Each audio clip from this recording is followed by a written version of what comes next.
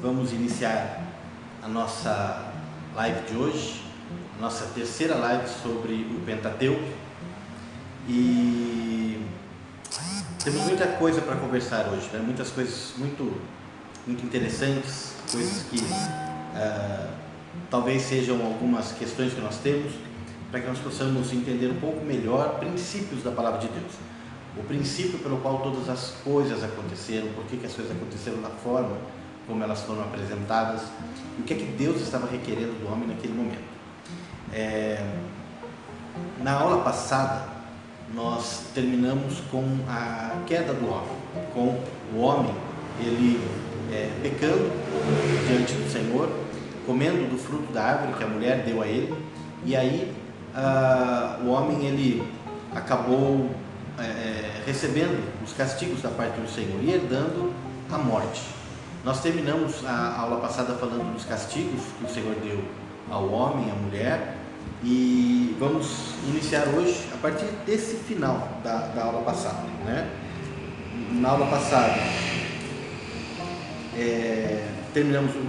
terminando, né, o capítulo 3, o Senhor ele estava falando assim: com o suor do teu rosto comerás pão até que voltes ao sol, dele foste tomado, porque pó és e ao pó voltarás. Então aqui o Senhor está falando a respeito da morte, né? Aquilo que aconteceria então com o homem. Na sequência, nós temos o texto bíblico em Gênesis capítulo 3, a partir do versículo 22, dizendo o seguinte: e disse o Senhor: eis que o homem há chegado a ser como um de nós, conhecedor do bem e do mal. E agora não seja que estenda a sua mão e tome da árvore da vida e coma e viva para sempre.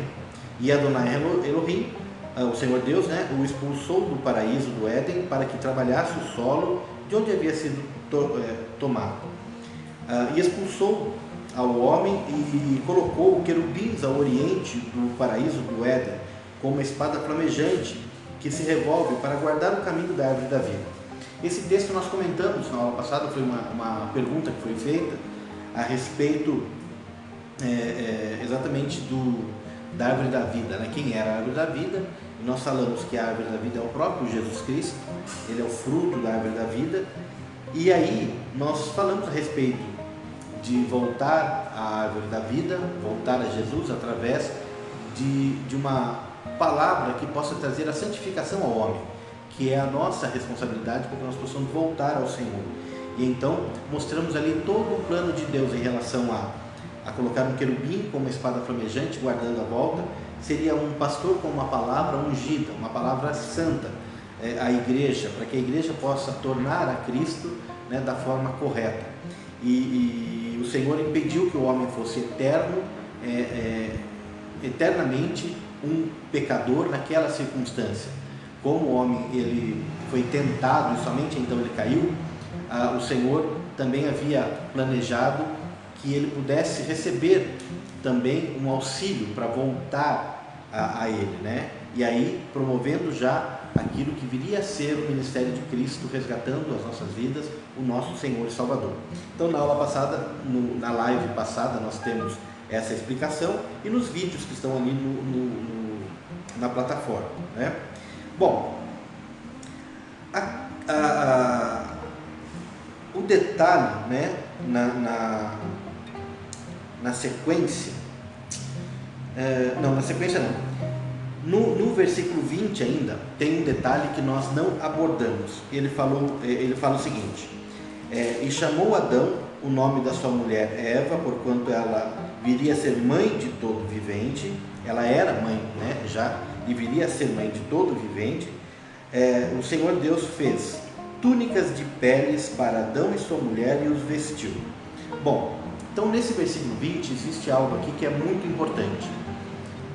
O homem e a mulher, quando eles pecaram, eles perceberam que eles estavam nus, eles cozeram, né? Eles pegaram folhas, trabalharam aquelas folhas, amoleceram aquelas folhas e transformaram aquelas roupas em roupa para eles, né?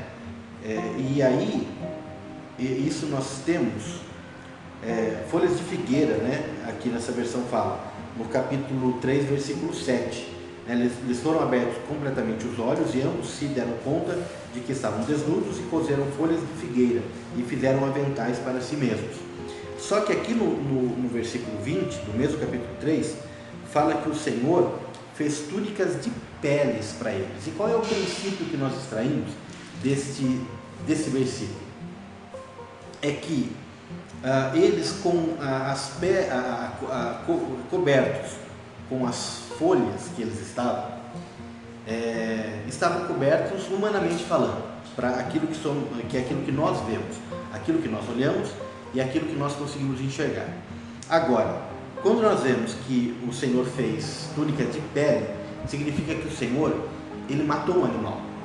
E quando ele matou o animal, ele verteu o sangue desse animal. E ali o Senhor está mostrando o seguinte: para que vocês estejam verdadeiramente encobertos da vergonha de vocês, ou do pecado de vocês, é necessário que haja derramamento de sangue. Então essa foi a mensagem que o Senhor passou.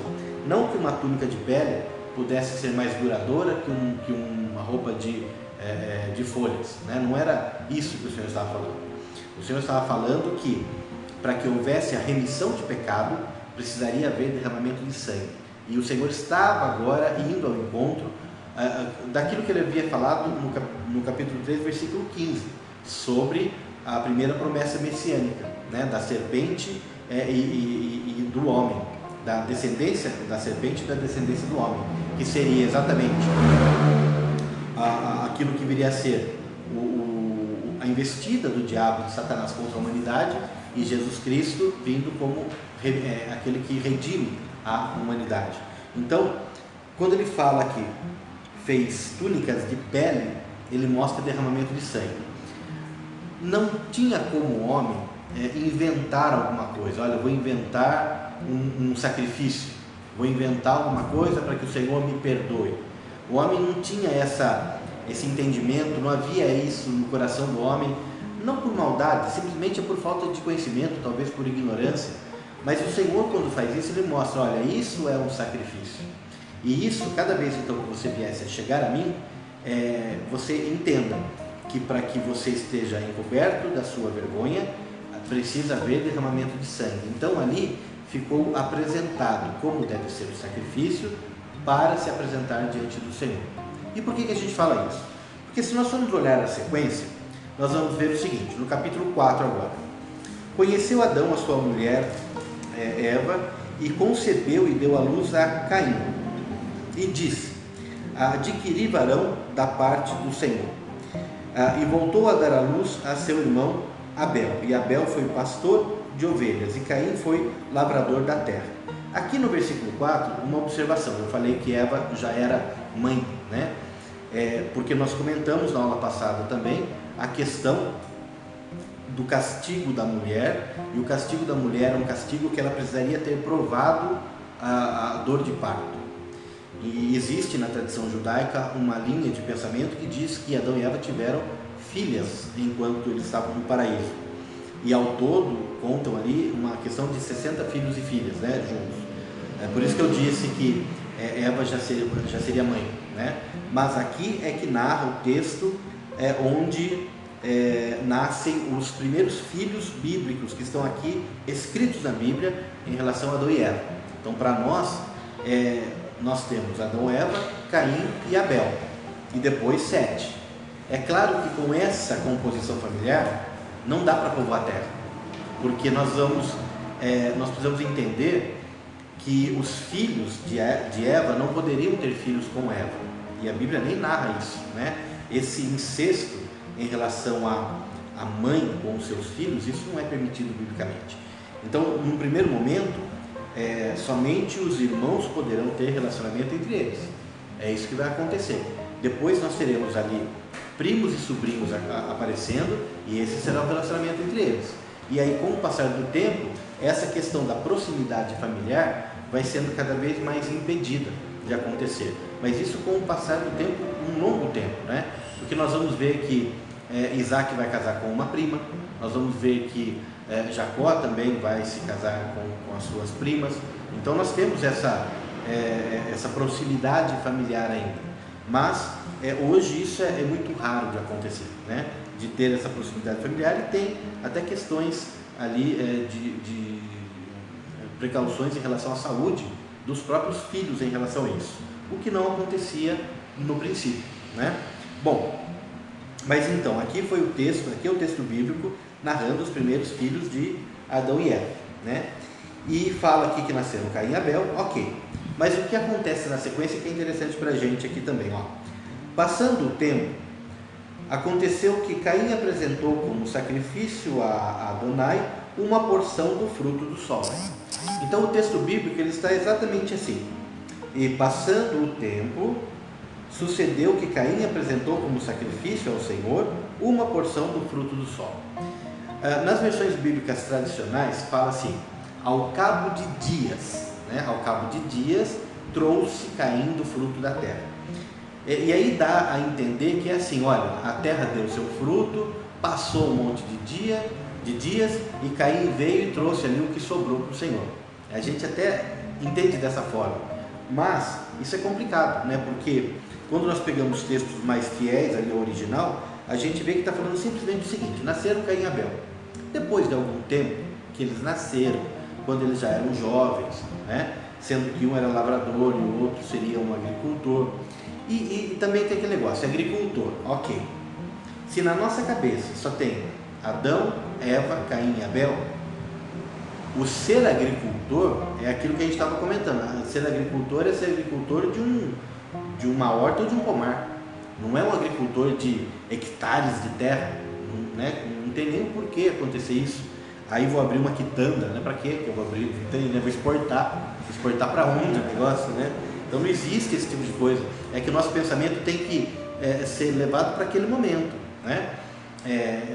Tinha ali sim uma horta e pomar, é o que eles tinham do fruto da terra. E aí do fruto da terra apareceu o seu fruto, e veio Caim e trouxe. Na sequência bíblica é essa: Caim vem e apresenta ao Senhor, está lá. De alguma forma, Caim em algum lugar deixou do fruto da terra aquilo consagrado para o Senhor. Na sequência diz assim, no versículo 4: e Abel apresentou das primícias do seu rebanho e da sua gordura. Ou seja, depois que Caim trouxe a sua oferta, Abel vem e traz também ali uma primícia do seu rebanho. Então vamos entender também primícia do rebanho. Se existe um rebanho, também não é um rebanho de milhares de cabeças de gado, né? É um rebanho ali de uma dezena talvez de animais. E se já tinha um rebanho, então o rebanho já era constituído. Não era a primícia, o primeiro ser do rebanho que foi apresentado. Não, o rebanho já estava lá. Num determinado momento, depois de dias, quando eles já eram adultos, eles resolveram ofertar. Nesse momento, depois que eles resolveram ofertar, a primeira cria, a primícia, foi entregue. Mas antes disso, já haviam sido dadas crias, né? Bom, por que a gente comenta isso também? Porque primeiro Caim traz a oferta dele, depois Abel vem e traz a oferta dele, e o texto fala assim: e Elohim aceitou a Abel em sua oferta, mas não aceitou a Caim a sua oferta. Mas não diz como que ele aceitou, né? Não fala assim, o Senhor apareceu para eles e falou assim: eu não quero a oferta de Caim, eu quero a oferta de Abel. A Bíblia não fala que aconteceu dessa forma, né? O que dá a entender é o seguinte: Caim coloca a oferta dele lá e a oferta fica lá. Quando Abel vai e coloca a oferta dele, de alguma forma o Senhor manifesta que ele gostou daquilo, ou quer seja consumindo, né? Quer seja de alguma forma manifestando que ele teve alegria naquilo. E ele não tinha manifesto isso na oferta de Caim. Simplesmente é isso que aconteceu. Agora, se voltarmos à primeira observação da aula, o Senhor, ele tinha dito, né, ou tinha apresentado que para que se consagre ao Senhor, para que se volte ao Senhor, precisa haver derramamento de sangue, né? Então esse é um ponto importante. Muito bem, o texto continua assim: e se enraiveceu Caim de grande maneira, e descaiu o seu semblante. E Adonai Elohim disse a Caim: por que te enraivece isto? E por que está abatido o teu semblante? Se ofereceres corretamente, não serás aceito? Eis que a oferta pelo pecado ainda está à porta, anelando por ti, e tu podes beneficiar-te dela. Ou seja, o que é que ele está falando aqui? O Senhor está falando assim, quando ele vê que Caim fica com o semblante descaído, né? O Senhor sabia o que estava acontecendo, mas ele pergunta, por quê? Falamos aqui, o Senhor quer relacionamento, Ele quer nos ouvir, né? Ele fala assim, por que você está enraivecido?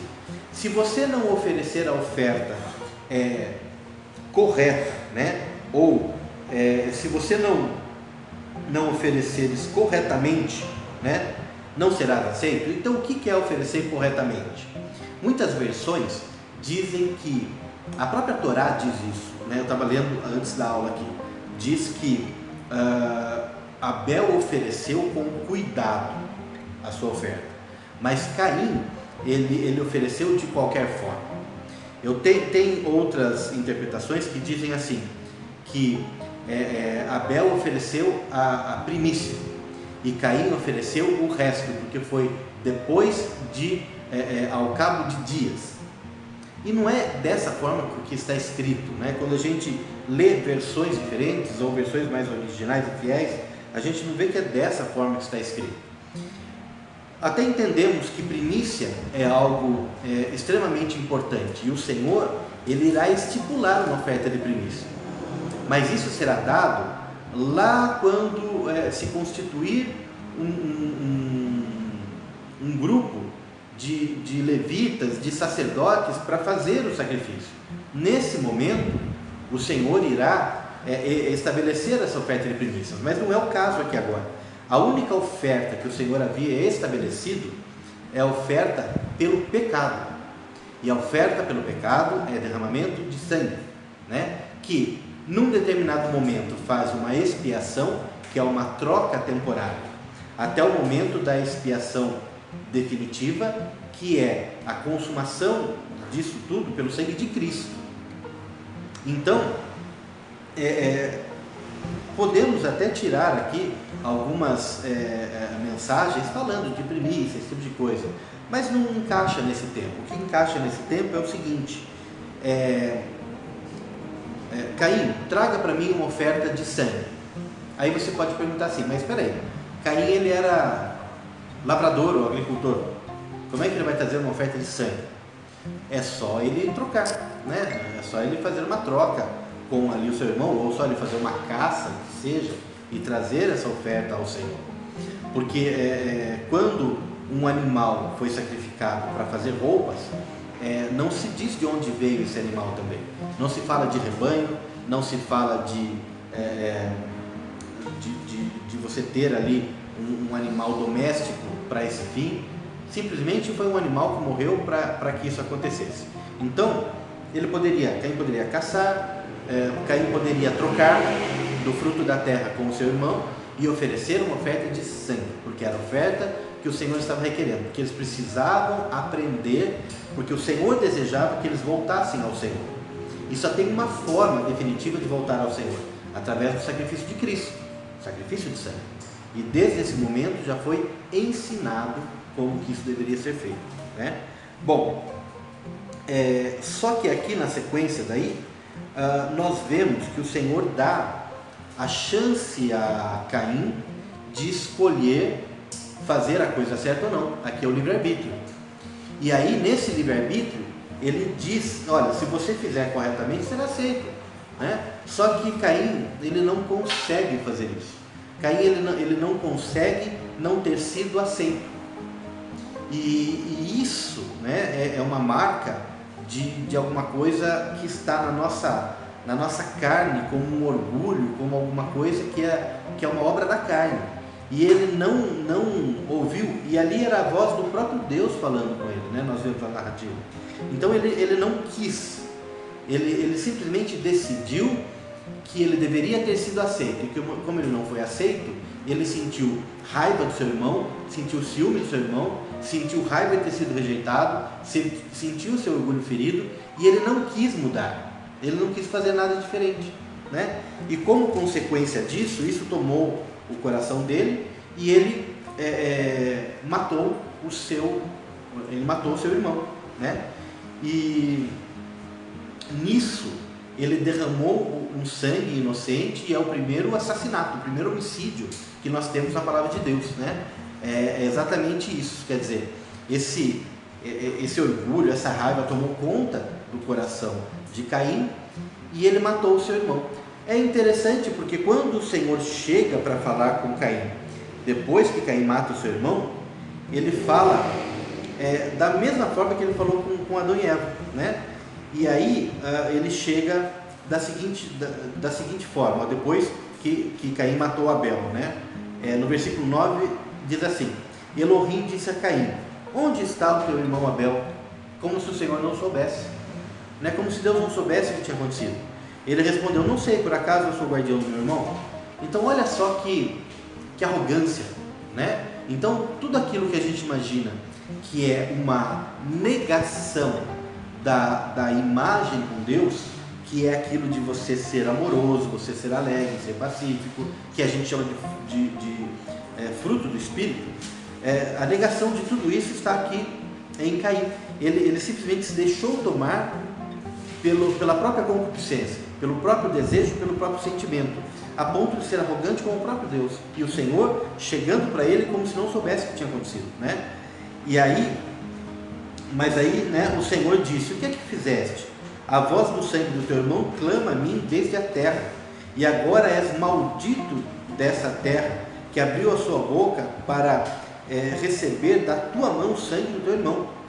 Quando trabalhares o solo, não te incrementará sua força, e serás um fugitivo errante na terra. Ou seja, você vai trabalhar, você é um lavrador, você vai trabalhar e a terra não vai produzir fruto nenhum, e você vai ser um fugitivo sobre a terra.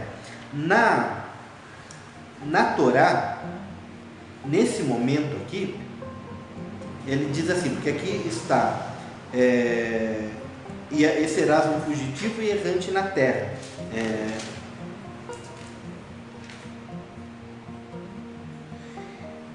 Quando lavrares o solo, não dará mais a sua força para ti, fugitivo e vagabundo serás na terra. Olha que forte isso, né? Quer dizer, fugitivo e vagabundo serás na terra. Ou seja, é uma pessoa extremamente inútil e que ninguém terá por consideração. É uma pessoa que não vai fazer falta para ninguém, né? Vou continuar na Torá aqui, tá?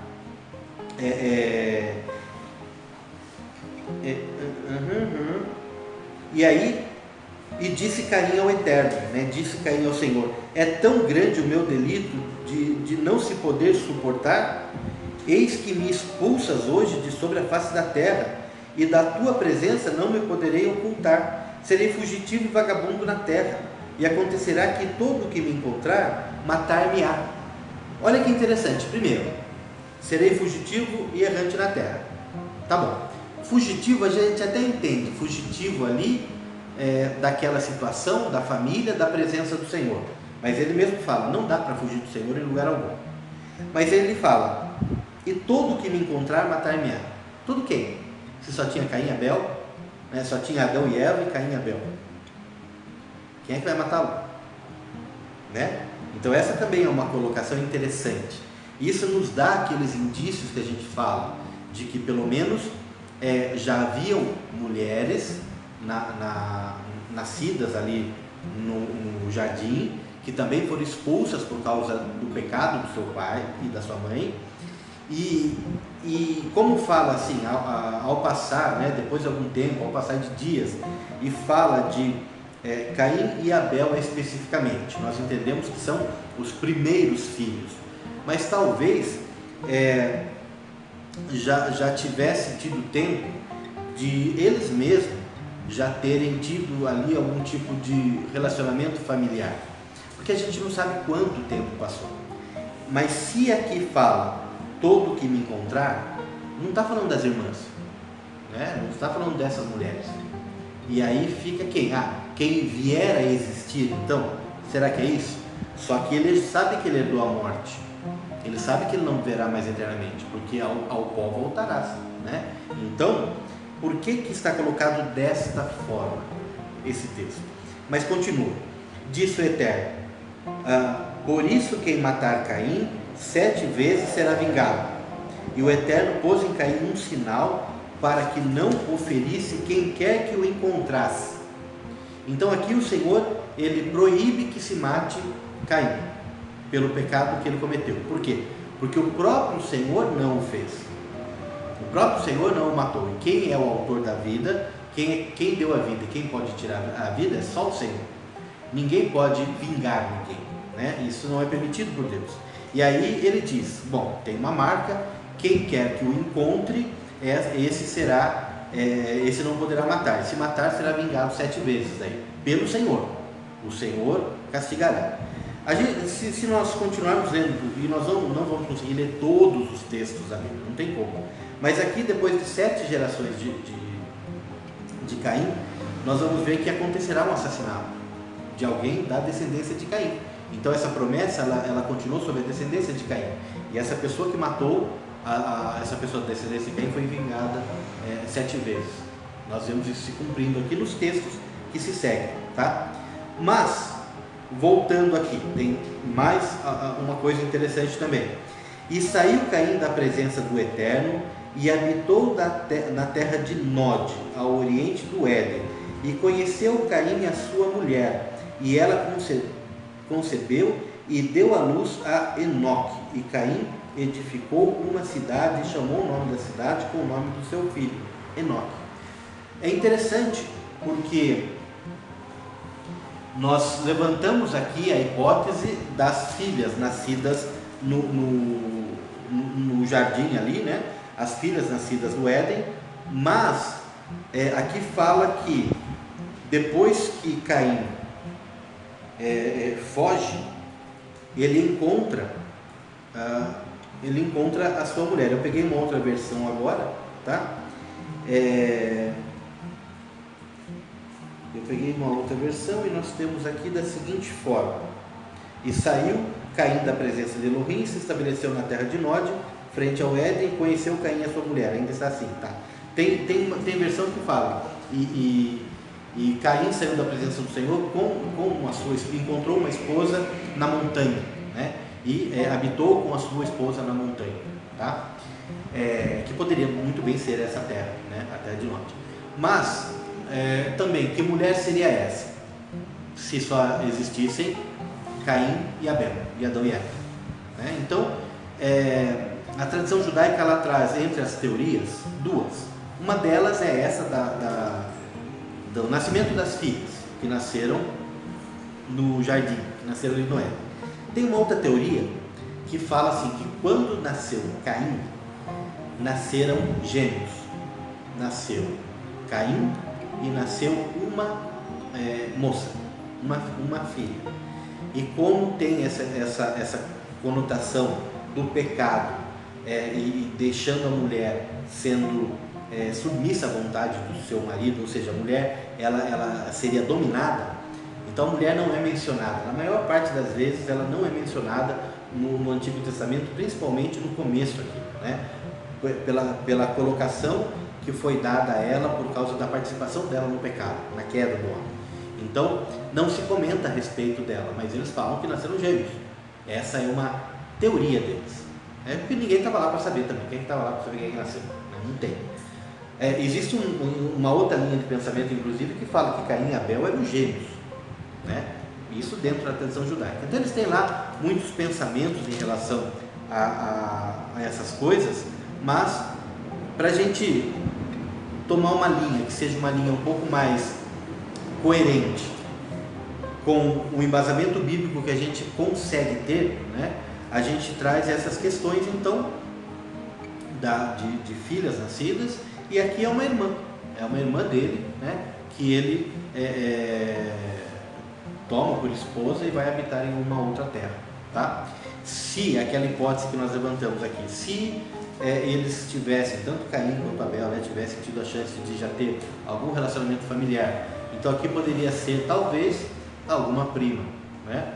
Mas isso fica cada vez mais distante de a gente conseguir entender que seja o que aconteceu, né? Provavelmente uma das irmãs aqui. Tudo bem? Não. Problemas. Quais são os problemas que a gente tem, né? Então, só para gente finalizar essa primeira parte. Então, o Senhor ele apresenta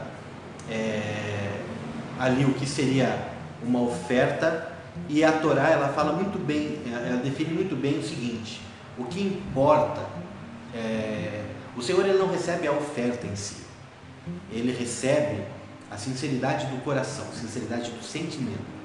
É isso que o Senhor recebe. E quando você tem essa sinceridade de sentimento, isso toca o coração do Senhor, isso causa um relacionamento com o Senhor, né? Alie-se isso ao fato de que o Senhor já tinha dito o que ele queria de oferta. Então a única oferta possível, sendo feita de coração, é bem aceita pelo Senhor, e aquela que não é feita dessa forma, o Senhor rejeita, né? Volto a falar, o Senhor não apareceu falando: olha, eu não quero essas coisas, não aconteceu isso.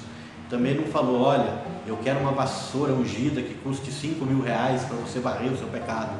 Isso também não existe em lugar nenhum da face da terra. Aliás, na face da terra existe, mas não naquele momento, né? Lá não tinha isso, né?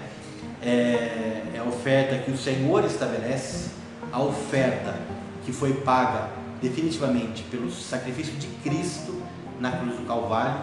E aí tem gente brincando com as ofertas, né? Quando se brinca com as ofertas, isso é muito triste, muito ruim, porque a oferta foi estabelecida e a oferta foi paga pelo próprio Senhor. Aí se brinca com ofertas, né? Se faz desafios de ofertas. E não, o Senhor nunca deu isso, o Senhor nunca estabeleceu isso. O Senhor lê o nosso coração diante daquilo que é a nossa cumplicidade com os princípios que Ele estabelece. E é isso que a gente tem que entender. Por isso que é importante a gente ler aquilo que desde pequeno para nós foram histórias bíblicas. Então tem a história da criação, né? Deus fez o sol, Deus fez a lua, Deus fez os passarinhos, Deus fez as estrelas, e acaba sendo história. Aí a mulher comeu a maçã, o homem comeu a maçã, eles foram expulsos do paraíso. Aí Caim matou Abel, e daí vem Noé e o Senhor manda fazer uma arca. Tudo isso virou história de criança, e isso ficou muito batido. Parece que não tem o que se aprender com essas coisas. Mas quando a gente lê a Bíblia, desprendido dessas coisas que são boas para ensinar, mas as crianças, né, dessa forma, quando a gente se desprende desses ensinamentos e a gente vai buscar respostas, a gente vai ler os primeiros versículos de Gênesis com a mesma empolgação que a gente lê Hebreus, por exemplo, ou com o mesmo temor que a gente lê Apocalipse, tudo nos traz respostas, mas o Pentateuco nos traz princípios. E o que falta nas igrejas hoje são princípios. Os princípios foram quebrados. Por isso que as igrejas estão com problemas nas suas estruturas, naquilo que é a credibilidade daquilo que é ensinado, a credibilidade daquilo que é pregado, né? Porque falta princípio. E aí a gente lê esses textos que pra gente parece, não vai dar nada, mas é uma revelação mais fantástica que a outra, né? Então é importante sim nós vemos tudo isso, né? Nós lemos tudo isso e nós sabemos como nos relacionar com Deus através disso tudo. O que acontece na sequência o Senhor falando ali das descendências, né? A descendência de Caim, conta essa história que eu falei, fala das genealogias ali, né? Que tem quem gerou quem, até chegar no capítulo final do capítulo 5 e capítulo 6, onde ele vai falar a respeito de uma família de um certo Noé, né? Então no último versículo do capítulo 5, versículo 32, diz assim: e era Noé de 500 anos quando gerou Noé 3 filhos, Sem, Cã e Jafé. Então aqui fala as genealogias, falando aqui do filho de Lameque. Nós temos aqui Noé, e Noé com 500 anos gera 3 filhos. É estranho a gente imaginar que até 499 anos ele nunca tinha feito filho, né? É um negócio absurdo para a gente imaginar isso. Talvez se contextualizar, talvez se a gente tentar imaginar o que estava acontecendo, mas um homem, né, a partir da sua puberdade, assim como uma menina a partir da sua puberdade, já é capaz de gerar filhos. Tanto é que na antiguidade as crianças eram dadas em matrimônio, eram prometidas, e as meninas com 12 anos, 13 anos já eram mães.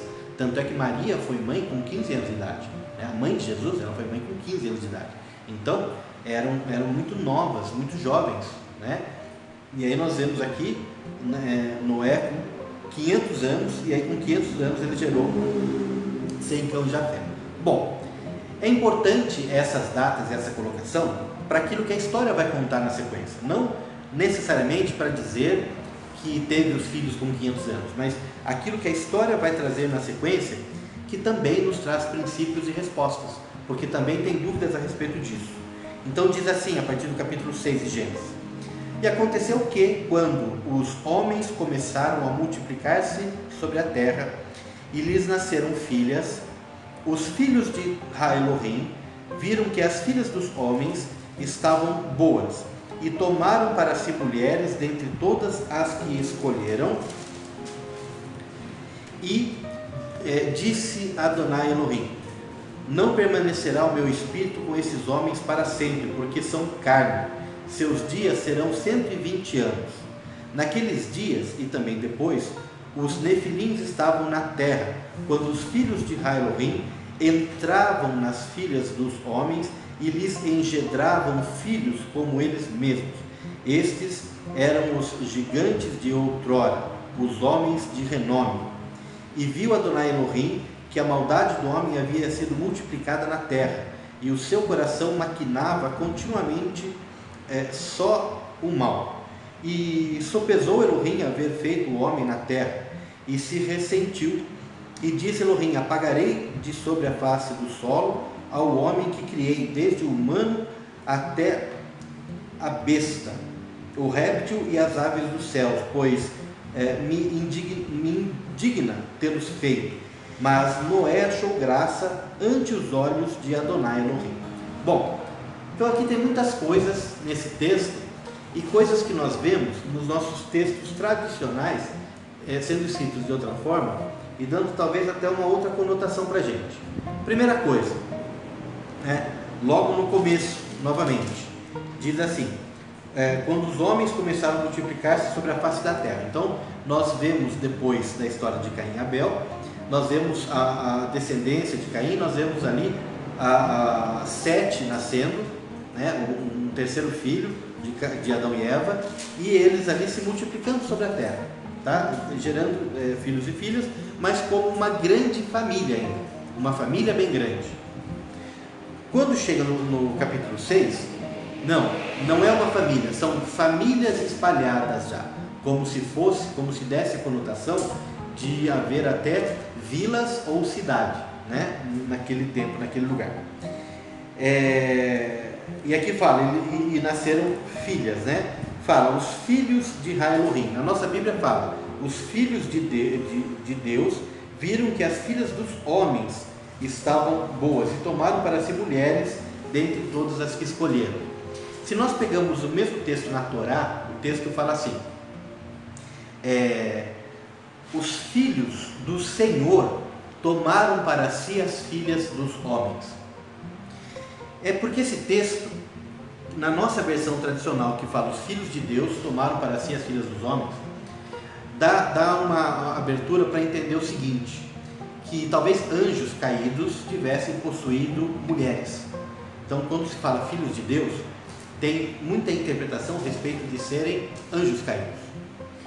E se nós pegarmos aquilo que o Senhor Jesus fala, quando ele é indagado assim: olha, uma mulher teve 5 maridos, né?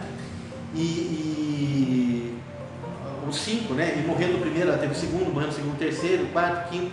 Quando essa mulher ela for para o céu, quem será o marido dela? Então o Senhor foi indagado pelos fariseus a respeito disso. Os caras não tinham que perguntaram isso, né? Aí o Senhor falou assim: vocês são hipócritas. Lá no céu, os homens serão como os anjos. Eles não contrairão matrimônio. Então, quando o Senhor fala isso, nos dá a entender que até aquele momento, né, ou até o momento em que nós estivermos ali após o arrebatamento no céu com o Senhor, os anjos, eles não têm a capacidade que o homem tem de se multiplicar.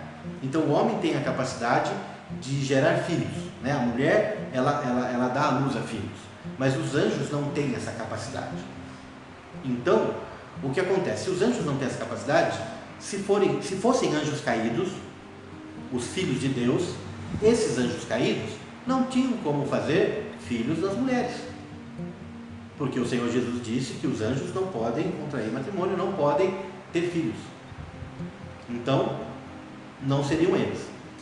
Aí, lendo ali a Torá coloca: filhos dos senhores, tomou para si as filhas dos homens. E aí, se nós nos aprofundarmos, nós vamos entender o que ele está falando. Significa o seguinte: nós entendemos que da descendência de Caim, por exemplo, existiu uma descendência que levou um espírito ruim, ou que levou um distanciamento do Senhor. Alguém que não respeitou o Senhor, alguém que não respeitou seu próprio irmão, então alguém que foi rejeitado por Deus, da sua proximidade de intimidade com Deus, teve ali a sua descendência, talvez dessa mesma forma, né? Então nós temos uma descendência de Caim, talvez distante de Deus, mas nós não temos, a Bíblia não relata uma descendência nenhuma de Abel, dizendo que ele morreu provavelmente antes de conceber, com sua esposa, ou o que quer que seja, mas Sete tem descendência, né? Assim como, daí você tem os filhos e os filhos e os filhos, e dando ali origem a um povo, de vilas e cidades. Se nós entendemos que a descendência de Sete, ela se manteve, talvez, né? Ela se manteve fiel a tentar buscar a presença de Deus, buscar trazer viva a memória daquilo que foi a criação, daquilo que foi o relacionamento de Deus com os seus pais, os seus avós, os seus tataravós, né? No ensinamento. É como se existisse uma certa linha sacerdotal. Não é verdade isso. Não havia linhagem sacerdotal nenhuma. Mas eles eram aqueles, né, a descendência de Sete, seriam aqueles que se mantinham mais fiéis à história do relacionamento de Deus com o homem. E eles preservavam isso. E as outras descendências de Caim, né, alheia a isso, eles não tinham essa responsabilidade e nem assumiram para si essa cumplicidade, essa incumbência. Não tinham, eles eram alheios a isso. Então, nesse momento, a gente define dois grupos: um grupo temente a Deus e um grupo não temente a Deus. Um grupo chamado de senhores, por quê? Porque eles continuam ali buscando ao Senhor. E um grupo simplesmente chamado homens, por quê? Porque estão povoando a terra de uma forma despreocupada. Só que chega um momento em que começa a misturar, porque Deus, ele tinha então definido um grupo de pessoas que estava diante dele, e ali ele mantinha um relacionamento com a humanidade, e tinha um grupo de pessoas que não estava diante dele. Isso estava bem definido. Só que o texto fala que nesse momento os filhos dos senhores começaram a tomar as filhas dos homens para si, e aí começou a misturar. E nós entendemos que essa mistura, ela nunca foi benéfica de trazer aquele que está longe de Deus para perto de Deus. Sempre foi o contrário. Tanto é que muito tempo depois, quando nós chegarmos ali em Deuteronômio capítulo 7, nós vamos ver que o Senhor vai mandar que o povo de Israel, que ele entre nas terras de Canaã, né, sob a liderança que eles estarão ali, estão sob a liderança de Moisés naquele momento, depois eles estarão sob a liderança de Josué. O Senhor fala: vocês vão entrar nessa terra e vão exterminar tudo: homens, mulheres, crianças e animais. Por quê? Porque eles são adoradores de muitos deuses. E se porventura os filhos de vocês tomassem as filhas dos moradores dessa terra como esposa, elas os contaminariam e levariam vocês para longe de mim, e eu os mataria. E se os filhos dessa terra tomassem as suas filhas como esposa, eles também levariam as suas filhas para longe de mim, e eu os mataria. Então, para evitar isso, não se misturem e não se contaminem. De onde vem essa experiência do Senhor de saber que no coração humano, é claro, Deus é conhecedor de todas as coisas, mas já havia a experimentação disso, a experiência disso nesse momento com Noé, com os filhos dos senhores e as filhas dos homens, eles ali se misturando e todos se corrompendo, a ponto de não haver mais filhos dos senhores. E aí o Senhor fala assim: olha, o homem vai viver só 120 anos e acabou. E mais para frente, né, o texto ele fala assim, aqui fala que o termo, né, que é usado aqui, sopesou Elohim haver feito o homem na terra, ou seja, entristeceu o coração do Senhor, pesou no coração dele. Essa é a interpretação, né? Só que na nossa Bíblia mais tradicional, mais comum, a gente vê ali: e se arrependeu o Senhor de ter feito o homem. Só que nós sabemos que Deus não é homem para que se arrependa, né? Não é homem para que minta, nem filho do homem para que se arrependa. Então, quando uma pessoa se arrepende, significa o seguinte: ela planejou o mal, ela fez alguma coisa, não deu certo e ela se arrependeu. Como é que o Senhor vai fazer isso se Ele é conhecedor de todas as coisas? Como é que Ele vai fazer uma coisa e depois Ele vai ser surpreendido vendo que aquilo não deu certo e vai se arrepender? Deus não é assim. Deus não tem essa questão de arrependimento nele. Não tem essa questão de fazer algo e depois, puxa vida, deu errado. Olha só, eu achei que ia dar certo e deu errado. Deus não tem isso.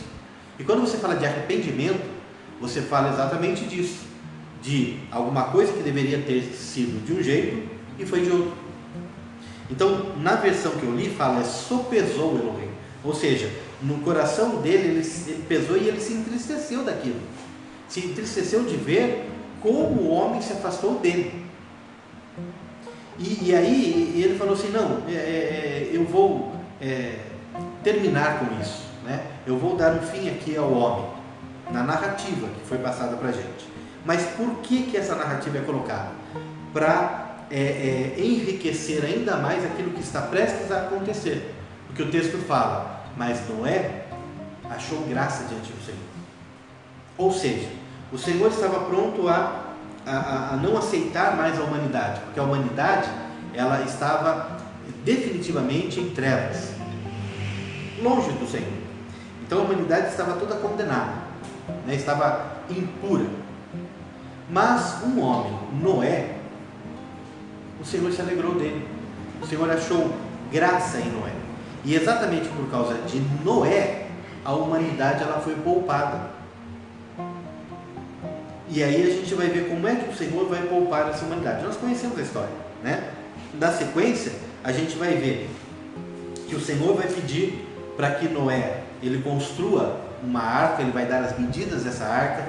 Daí ele vai falar: olha, você vai levar um casal de cada animal nessa arca, tá? E aí eu vou fazer chover sobre a terra. E o texto fala que não havia chovido sobre a terra ainda, né? O texto fala que não havia ainda caído, precipitado água mesmo do céu, das nuvens. Mas no início, lá no início, nós vemos que a terra ela era regada com mormaço toda manhã, com um orvalho de um vapor de água que saía da própria terra, que regava a terra. Era assim que a terra ela era regada. E quando vai falar do dilúvio, o dilúvio nos dá a entender que foi a primeira chuva que existiu. Não é nem que existiam chuvas e que de repente agora, olha, essa vai ser uma grande chuva. Não existia chuva nenhuma. E vai cair uma chuva agora, um dilúvio, e vai encobrir toda a terra de água, né? Bom, o Senhor pede um casal de cada animal, dá as dimensões da arca. Só que antes disso a gente vê outra coisa também. A gente vê que naqueles dias haviam nefilins sobre a terra. Então tem uma versão que fala nefilins e tem outra versão que fala haviam gigantes sobre a face da terra, tá? E fala que esses foram os homens de renome da antiguidade. Então o que são esses nefilins, o que são esses gigantes? Se nós assistirmos o filme Noé, que foi feito lá, né, em Hollywood, né, que passou agora, foi estreado acho que 6 anos atrás, 8 anos atrás, né? Nós vemos ali que são seres extraordinários, né? São um ser mitológico. Não, a Bíblia não traz essa questão de um ser mitológico. Fala que foram homens de renome. Se foram homens de renome, foram homens, tá? Gigante, quando se fala da raça de Golias, quando a gente vê a história de Davi e Golias, a gente vê que ali nós temos um gigante. Quando os homens vão espiar a terra, ali a gente vê que eles veem gigantes. E nesses termos, as Bíblias elas repetem o termo nefilim, porque o termo nefilim é um termo específico que fala sobre homens de um tamanho desproporcional. Homens que, para nós traduzindo, é gigante, mas são gigantes ali igual Golias. Golias tinha 6 côvados e 1 palmo. 6 côvados e 1 palmo seria algo em torno de 3 metros, né? Algumas Bíblias exatam em 2,90 metros, dão ali uma exatidão de 2,90 metros, mas não dá para se ter exatidão nenhuma, porque o côvado, só para a gente abrir um parênteses aqui, côvado é a medida que vai da ponta do dedo até a ponta do cotovelo do rei daquele momento. Então cada rei que entra, se pega uma cana, né, uma vara, e se mede da ponta do dedo à ponta do cotovelo, e no reino, toda vez que se falar agora de côvado, durante a gestão desse rei, é essa medida. Então cada um tem uma medida diferente de braço. Saul tinha um tamanho de braço diferente do tamanho do braço de Davi, né? E o que imperava no tempo de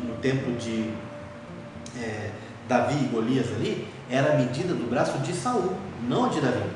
E o de Saul era maior. E também não era do rei filisteu, né? Porque essa história é escrita dentro da história judaica, né? Dentro daquilo que é o povo de Israel. Então é a medida da ponta do dedo até a ponta do cotovelo do rei daquela época. Não se define, é algo em torno entre 45 e 50 centímetros, mas não há exatidão, tá? Bom, então Golias tinha 3 metros de altura. Os gigantes daquela época provavelmente era isso, né? 2,90, 3,10, realmente homens grandes. Por quê? Primeiro, eles estavam muito próximos da formação original. A formação original é a formação de Adão e Eva, constituídos ali pelo poder do próprio Deus, né? Fazendo o homem em perfeição. O homem tinha um corpo incorruptível até o pecado, era perfeito e era para ser eterno, né? Então deveria ser forte. Adão deveria ser alguém muito forte, também deveria ser alguém grande, né? E aí nós temos Adão, pecou, o corpo passa aí a degenerar e ir de encontro com a morte, mas não nasce imediatamente depois homens já mirrados e sem saúde, nada disso. São descendências que vão nascendo e vão tendo ali, e são homens segundo seus descendentes, né, seus antepassados. Então continuam tendo a mesma constituição física, né? Tem o gene, tem tudo aquilo que é levado ainda e passado de geração em geração. Dentre esses homens nós temos uma linha de homens que caçavam e eram bravos caçadores sobre a terra. Eram aqueles que se movimentavam, né? que iam nas aventuras. E esses eram os homens de renome daquela época, esses bravos caçadores, que eram mais desenvolvidos por causa dessa atividade deles.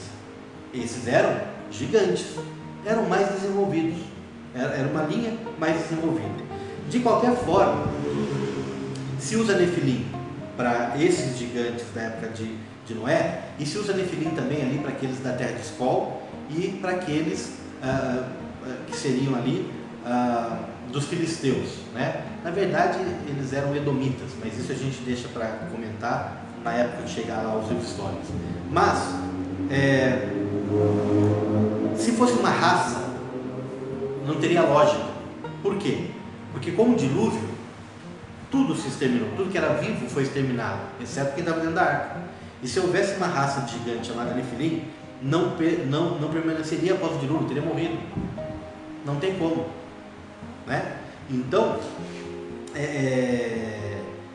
não é uma raça específica de anjo com homem, alguma coisa, gerando algum ser diferente, né? Aquele gigante do João do pé de feijão, fifofu, sinto cheiro de gente, nada disso, né? Não dá para ser essas pessoas, nem os orcs também, né? Aí o pessoal que gosta de Senhor dos Anéis, nem os orcs, né? Então, nada disso, né? Nós temos aqui simplesmente homens bravos caçadores, não bravos guerreiros, porque a guerra também naquela época não era algo comum, né? Que estava no início, então vou guerrear, vou acabar com a humanidade, né? Vamos fazer uma guerra, tá? Extermina um povo, mata o outro, não toma mais ninguém, acabou, né? Então não, eram grandes caçadores. Isso também nos faz lembrar do seguinte: quando nós falamos de animais aqui, a gente nunca levou em consideração a questão dos dinossauros, né? Estando aqui com o homem, mas existem desenhos em cavernas em relação talvez a dinossauros, existem ossos, né, de dinossauros encontrados, e existem, por exemplo, ali a questão de um mamute congelado encontrado. Bom, tudo isso a gente tem que separar uma coisa da outra. Primeiro, o mamute é um ser mais recente, tá? É um antepassado recente aqui, né, do elefante, alguma coisa assim. Então, é um animal que entrou em extinção há pouco tempo, né? Não é da época dos dinossauros, embora a televisão misture todo mundo, tá? Não, o mamute é de uma época e os dinossauros são de outra. Então, essa é uma observação. Outra observação, os dinossauros existiram, porque os ossos estão aí, né? Agora, a Bíblia não fala deles, e a Bíblia fala que antes ali da recriação, o Senhor já havia criado céus e terra.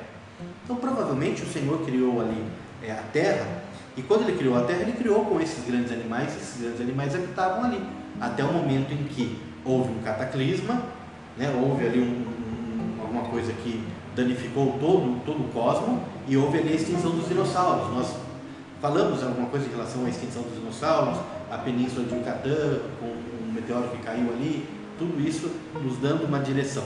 É possível? Também é possível. É possível que o Senhor tenha dito, haja luz, e esse haja luz tenha durado milhões e milhões de anos? E quando o Senhor disse, apareça o firmamento, né? Apareça o firmamento, separando a água debaixo da terra e a água em cima da terra, isso tenha demorado somente alguns segundos? Também é possível.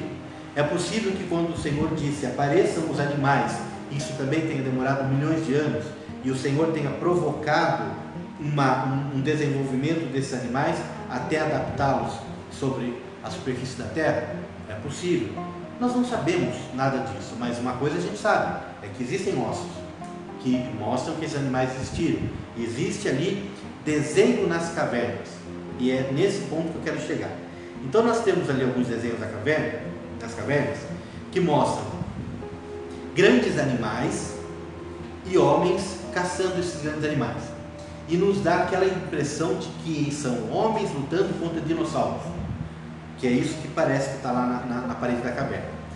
Mas a gente tem que entender o seguinte: qual é a única linguagem gráfica que nós tínhamos nesse momento? A única linguagem para registrar as coisas era desenhando. Não se tinha um conjunto de caracteres, não se tinham. Os pictogramas vão surgir depois, que são símbolos que significam palavras.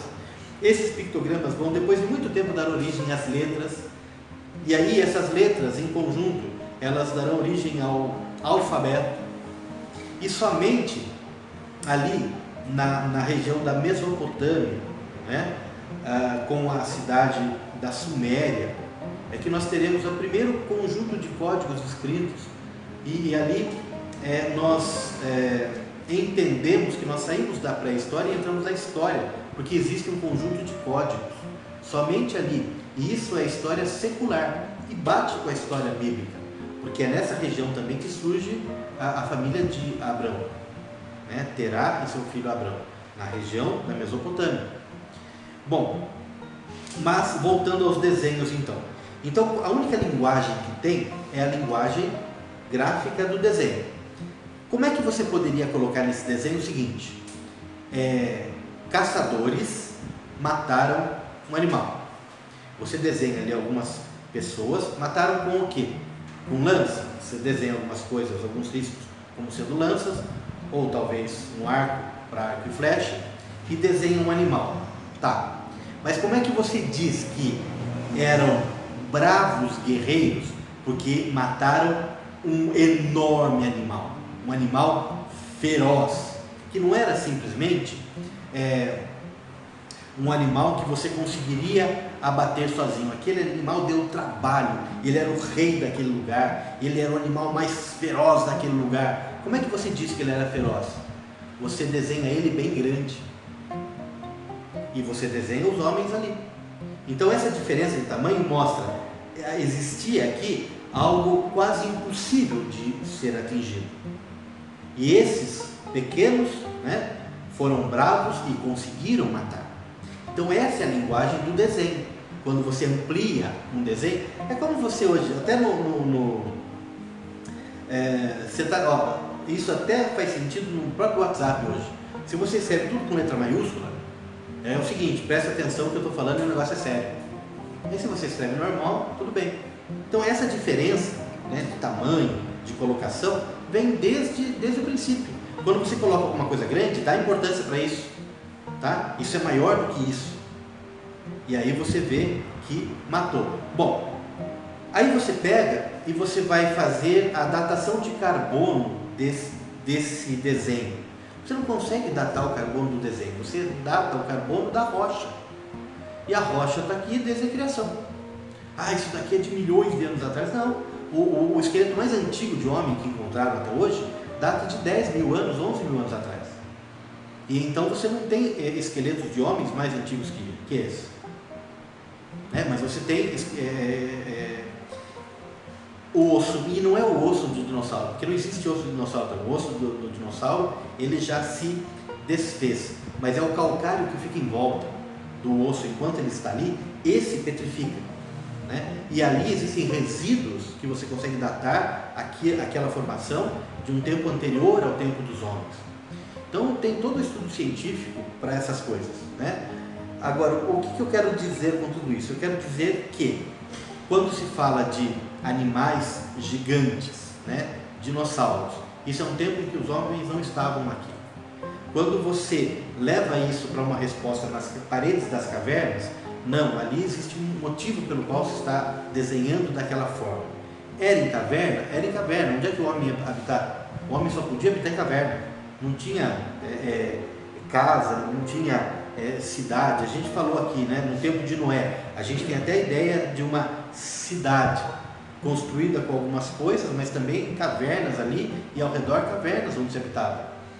Nós vemos, quando nós lemos ali as descendências, nós vemos que uma pessoa, ela vai de repente ser a responsável por aqueles que vão habitar em tendas. A partir daquele momento a tenda vai passar a existir. Antes disso não existia. Então se fazia ali alguma construção com barro, tentando fazer uma caverna. Depois pega essa construção de barro e tenta fazer ela um pouco mais quadrada, um pouco mais espaçosa. Isso leva anos para que o homem adquira esse tipo de consciência, né? Quando nós lemos o Gênesis, nós lemos um tempo muito grande passando, e tem um tempo muito grande de desenvolvimento do entendimento do homem, para que ele consiga fazer as coisas, tá?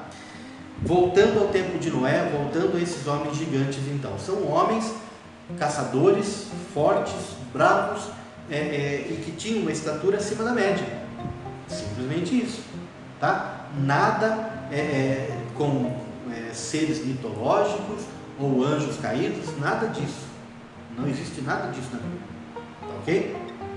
Tudo bem? Bom, aí Noé vai fazer a arca. Olha que interessante o que vai acontecer agora. Então, o Senhor vai mandar Noé fazer a arca. O texto bíblico fala que ele vai ficar 100 anos fazendo essa arca. São 100 anos lá, pegando madeira e fazendo isso. Os filhos vão crescendo, os filhos vão ajudando. Eu vou fazer uma observação para vocês, que isso vai ser muito importante depois. O Senhor, de tempos em tempos, ele vinha e ele falava alguma coisa para Noé.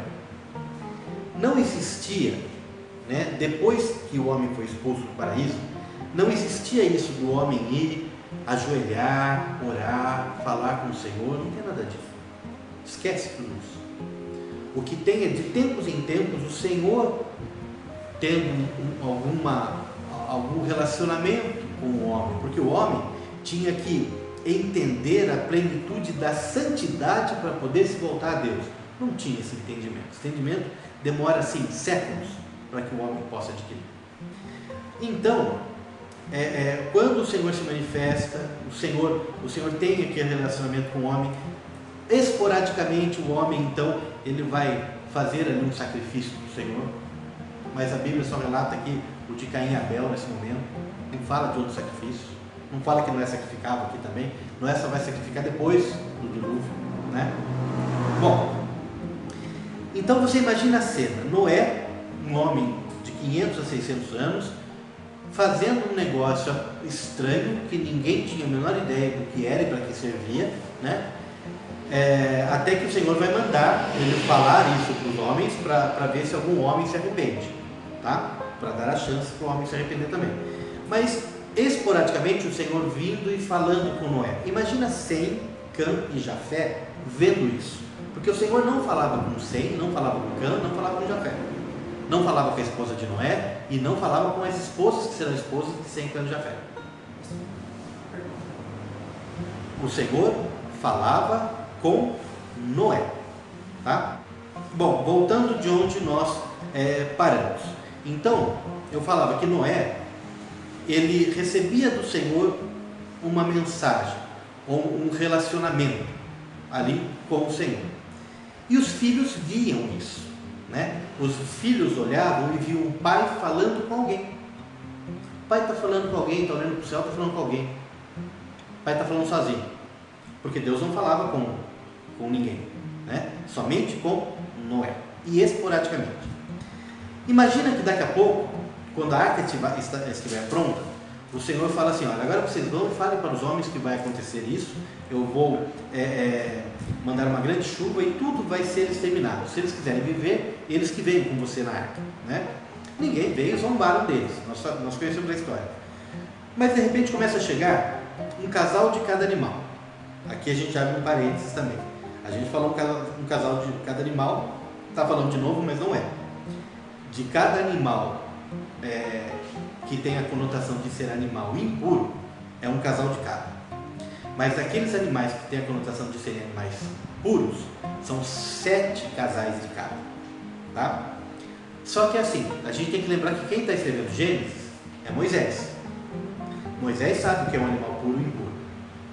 Naquela época, provavelmente não se tinha a conotação do que é um animal puro, um animal impuro, mas foram mandados 7, e aqueles que foram mandados pelo Senhor, Noé acolheu.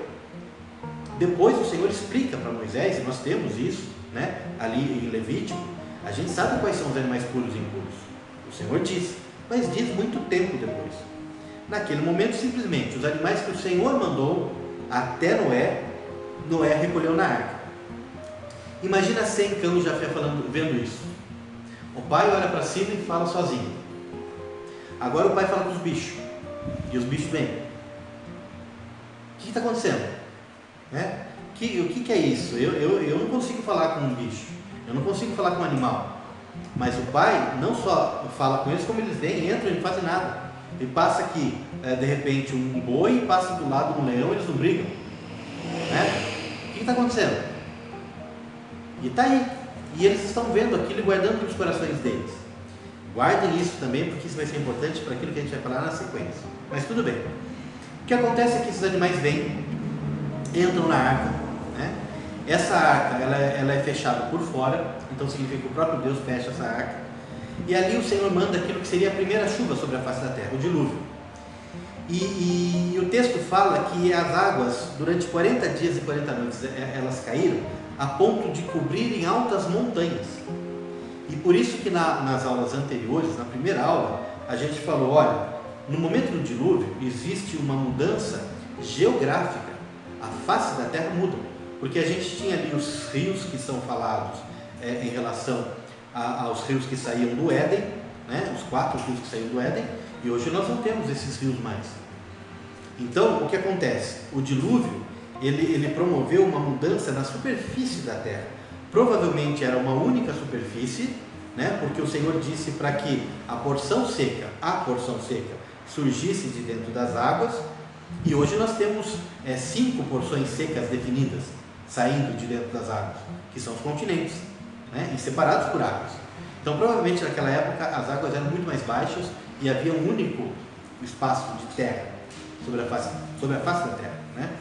E agora se tem a terra do jeito como ela é. Então o dilúvio ele causou essa mudança. E sempre existe a teoria da Pangeia também, que são as placas tectônicas, inclusive, se deslocando, tá? E formando os continentes aí. Bom, 40 dias e 40 noites com chuva, o que dá um mês e um pouco mais que uma semana, e mais quase 11 meses para as águas baixarem. Ao todo, um ano dentro da água. Professor, só acho eu comentar que existem algumas pessoas que defendem que o dilúvio foi em uma única região. Também. Existem, porque assim, para nós, é muito estranho nós imaginarmos também essa questão de um dilúvio sobre toda a Terra, porque nós nunca vimos uma chuva nessa dimensão, embora a gente já tenha presenciado tempestades, né? Mas nós nunca imaginamos uma chuva na dimensão de um dilúvio, não dá para imaginar. Então existem muitos historiadores que falam que o dilúvio foi localizado, foi numa região, mas assim, a Bíblia fala de um dilúvio sobre a Terra. E se cobriu até as mais altas montanhas, ele conseguiu chegar bem longe, né? Mas se você pega histórias de países, aí história secular, né? Em localidades diferentes, em países diferentes, se encontra menção de dilúvio em escritos do Egito e se encontra menção do dilúvio em escritas dos astecas. Então, quando se estuda os textos antigos, aquilo que foi passado, ensinado, você vê que isso vai longe, né? E que isso atravessa o que para nós são os continentes, né? Atravessa, tá certo que a África é grudada no Oriente Médio ali, não é separado, né, do Oriente Médio. E você consegue ir da África para a Europa, inclusive, né, por uma questão até de terra. Até dá para passar da própria Ásia, né, da Europa e da Ásia para a América por terra, dependendo da época do ano, por gelo, né, também é possível se passar. Essa teoria que fala que os homens povoaram a América através eu não lembro qual é o estreito, né, o estreito de alguma coisa, que eles passam do extremo da região nordeste da Ásia para a região noroeste da África, né? Ali, e eles conseguem chegar na América, tá? Para povoar a América. Então existe aí a história secular de como que os povos se deslocaram no mundo para povoar a terra, né? Esse tipo de coisa. Mas então a história do dilúvio ela é uma história que outras nações conhecem, né? De um tempo passado, das águas que cobriram a terra. Então eu não acredito que tenha sido localizado, mas foi sobre a terra, e a terra era localizada, né? Se você imaginar que não é como é hoje, mas você, de todo o globo da terra, você tinha um local de porção seca, então seria localizado, né, nessa porção seca aqui. De fato não sabemos como era antes, só sabemos como é agora, né? E não creio que houvesse a necessidade de se fazer um dilúvio localizado. Isso também é sustentado por outras pessoas que dizem o seguinte, né? Por alguns estudiosos que dizem o seguinte: por exemplo, na América não houve um dilúvio, então na América você tem ali a preservação daquilo desde a antiguidade, tá? Mas não se tem essas leituras antigas também comprovando isso dessa forma, né? É tudo teoria. Você não tem exatidão nisso. Como nós pegamos secularmente as teorias para poder utilizar, e nós pegamos aquilo que a Bíblia nos traz como sendo algo definido biblicamente, o que o mundo não aceita também, né? E nós aceitamos a Bíblia, então nós procuramos apresentar o que a Bíblia traz e pegamos as teorias do mundo e tentamos rebatê-las ou encaixá-las, mas elas são contemporâneas. Isso é o importante. Embora você tenha uma teoria que está fora da Bíblia, existe uma história que é contemporânea e aconteceu, confirmando que aconteceu. Se foi de um jeito bíblico ou de um jeito secular, né, isso é a se discutir, mas o fato é que os dois confirmam que aconteceu. Então isso é importante, né? E nós cremos naquilo que a Bíblia traz, é claro. E a Bíblia não traz nada de extraordinário, nada que seja assim, olha, isso é fora da realidade do mundo, da realidade da vida. Não, tudo que a Bíblia traz é coerente, né? Bom, voltando então é um ano ali na arca até que nós temos a pomba, ela vai e ela não consegue encontrar um local para pousar, ela volta, o corvo vai e tal, até que se traz lá um ramo de oliveira, dizendo que é o seguinte, olha, não só a água já baixou, como plantas já existem e existe uma árvore que é a oliveira, e está aqui o ramo dela, né? Um ano depois. Então, um ano depois, a arca ela repousa ali sobre o Monte Ararat, no Oriente Médio também, e notem aqui algo que é interessante. Noé sai da arca com a sua família, a primeira coisa que ele vai fazer é o quê? Ele faz sacrifícios ao Senhor. E aqui uma informação importante. Imagina que seja um casal de cada animal. Se fosse um casal de cada animal, ele saísse da arca e sacrificasse, eles terminariam animais, né? Vou sacrificar aqui um cordeiro, uma cabra, um boi, acabou, não existe mais nem cordeiro, nem cabra, nem boi. Que era um casal de cada, ele mata os animais, não tem mais, não. Então eram 7 de cada espécie. Por quê? Primeiro, tem a questão dos sacrifícios. Antes disso, as pessoas perguntam como é que esses animais se alimentaram dentro da arca, né? Então havia lá vegetal suficiente para os herbívoros, havia lá animais para os carnívoros? Não sabemos, mas bem pode ter acontecido dessa forma. Alguns animais serviram de alimento, né? Os animais hibernaram lá dentro, o Senhor de alguma forma os fez hibernar.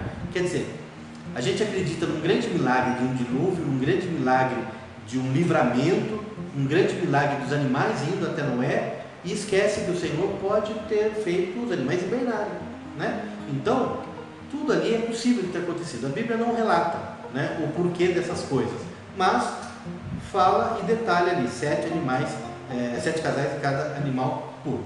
Ali, sacrifica. Na sequência do texto bíblico, a gente vai ver que eles vão se estabelecer e Noé vai plantar uvas. E do fruto, né, da videira, da uva, Noé ele faz vinho. Ele faz vinho e ele se embriaga. Então está na sequência depois do dilúvio, né? É claro, a gente vê ali na história do dilúvio também a história do arco-íris, né? Todas essas histórias. Como eu falei, a gente não vai detalhar aqui porque nos vídeos da plataforma está tudo lá bem detalhado, tá? A gente vai pegar pontos importantes que nos servem para dar direcionamento sobre assuntos ou princípios. Vamos pegar esse ponto de Noé ter se embriagado, e nós já estamos aqui, lá no capítulo 10, né? Ou 9, isso, no final do capítulo 9, tá? Que ele sai da arca e tal, nós temos o seguinte, a partir do versículo 20 do capítulo 9. Então, a história que diz, eu vou resumir, diz para vocês, diz o seguinte. Então, Noé ele se embriagou do vinho e, por algum motivo, ele se encontrou nu dentro da sua Ele se encontrou nu, caído nu. E Cã vê o pai nu e ridiculariza, tira sarro do pai. Só que, e ele vai e conta para Sem e para Jafé, que vão de uma forma mais respeitosa, com um tecido, com uma túnica, e cobrem o pai. Muito bem, no dia seguinte, quando Noé fica sabendo disso, ele amaldiçoa Cã, né? Porque Cã foi alguém que tirou sarro do pai, que ridicularizou o pai, porque o pai estava nu. Existem estudos mais aprofundados em relação à nudez, tá? Só para dar uma ideia, né? A gente não vai entrar nesse estudo aprofundado, mas toda vez que a Bíblia fala de nudez, especificamente ela fala de relações sexuais. E aí nós poderíamos até com bíblias de estudos e com versões bíblicas, nós podemos até aprofundar esse tipo de estudo. Porém, nenhuma Bíblia traz que houve relação sexual ali. Então, nós ficamos simplesmente com a definição bíblica de que Cã ridicularizou a nudez do seu pai. E a nudez é exatamente o estar sem a sua roupa, tá? Estar ali, se embriagou, né? E ficou ali ridicularizado mesmo, mas os seus filhos não podiam ridicularizar. E Cã o ridicularizou, e os seus outros 2 filhos não. Quando Noé fica sabendo disso, o que ele faz? Ele primeiro ele amaldiçoa Cã, fala que a descendência de Cã será escrava dos seus outros 2 irmãos. Mas ele manda, tanto Sem quanto Jafé e quanto Cã, manda eles embora. Fala, olha, saiam daqui, vão e povoem a terra. E novamente nós temos aquela condição de ter somente Adão e Eva. Nós temos aqui Noé com a esposa dele, e nós temos Sem com a esposa, Cã com a esposa e Jafé com a esposa. São essas 8 pessoas agora que estão aqui, tá? Depois do dilúvio, que, fazendo uma observação aqui sobre o dilúvio que eu não fiz, o dilúvio aconteceu, acabou e a terra estava purificada. Então, a primeira purificação que a terra toda teve, ela foi através das águas. Então existe aqui na história do dilúvio uma história do Senhor purificando a terra pelas águas. É exatamente isso um dos princípios que vai levar João o Batista a usar a água para a purificação do homem. Terá também depois, na travessia do Mar Vermelho, o Senhor usando ali a água para trazer o homem de uma situação de escravo para uma situação de liberto, né? A libertação pelas águas. E também isso será um princípio que João Batista irá utilizar também para o batismo. Então o batismo é o que? Salvação, né? Libertação e purificação. Quando a pessoa se batiza, quem crê e for batizado será salvo. Então é claro, tem que crer no Senhor para ser salvo. Mas a água é o simbolismo dessa salvação e dessa purificação. E de onde é que João o Batista tira isso? Do dilúvio e da travessia do Mar Vermelho, principalmente, tá? Mas voltando aqui para os nossos dias, então, para os dias de Sem, Cã e Jafé. Então eles vão povoar a terra novamente, 2 a 2 aqui, o casal, né? E ali tendo seus filhos. Se nós olharmos biblicamente o que está acontecendo, nós vamos ver o seguinte: nós vamos ver os descendentes de Sem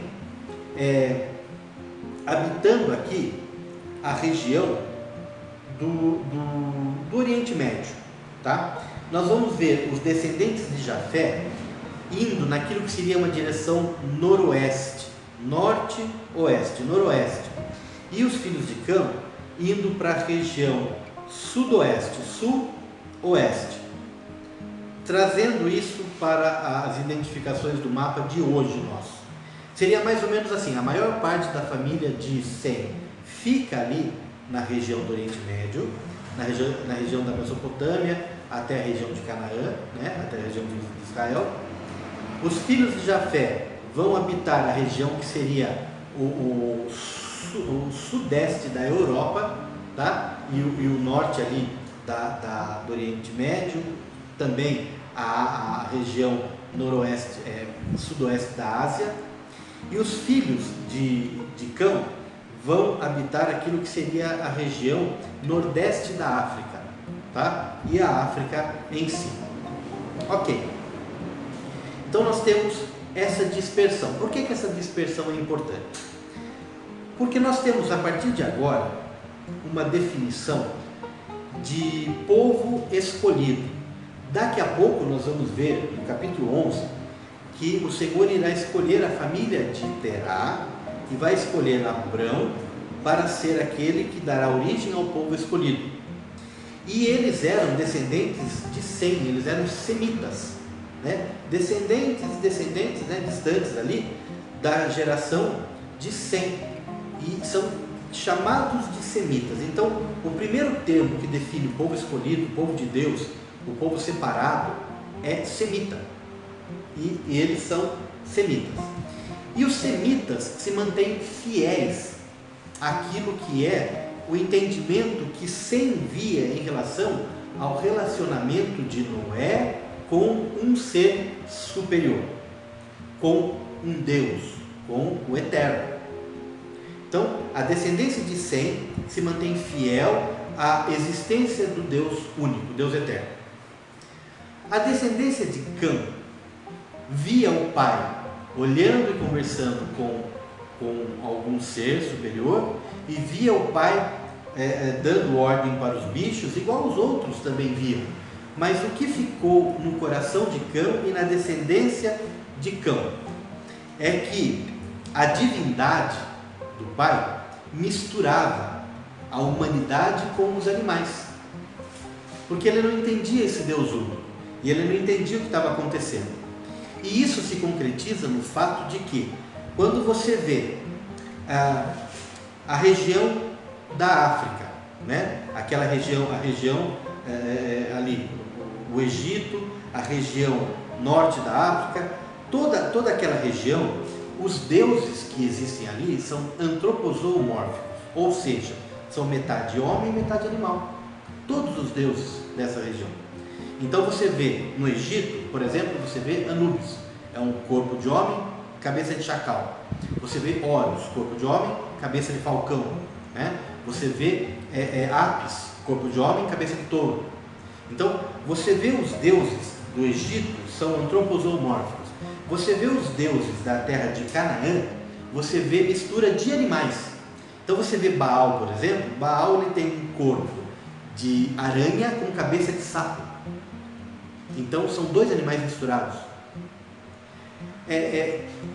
Essa descendência de Cão recebeu como ensinamento de espiritualidade, de divindade, aquilo que é uma mistura entre o humano e o animal. E disso surgem esses deuses.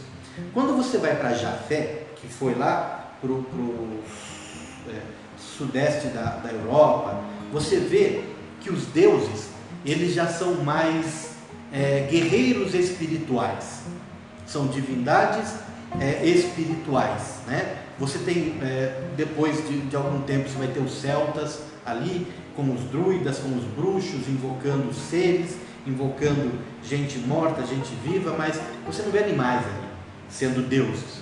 Você vê essa espiritualidade e você leva isso para o bem e para o mal, né? E você leva isso então para seres do bem, seres do mal, mas sempre voltado para uma espiritualidade mais de homens, que é o que Jafé entendeu dessa história e passa para os seus antepassados, para os seus descendentes, desculpa, né? Jafé passa para os seus descendentes. E os semitas se mantêm fiéis ao Deus único, ao Deus eterno. Tanto a gente tem essa dispersão, a gente tem esse entendimento, mas na terra, né, a gente vai ver que existia assim, ou existia o entendimento de um Deus, ou existia a ignorância em relação a um Deus. Vamos entrar na história da Torre de Babel.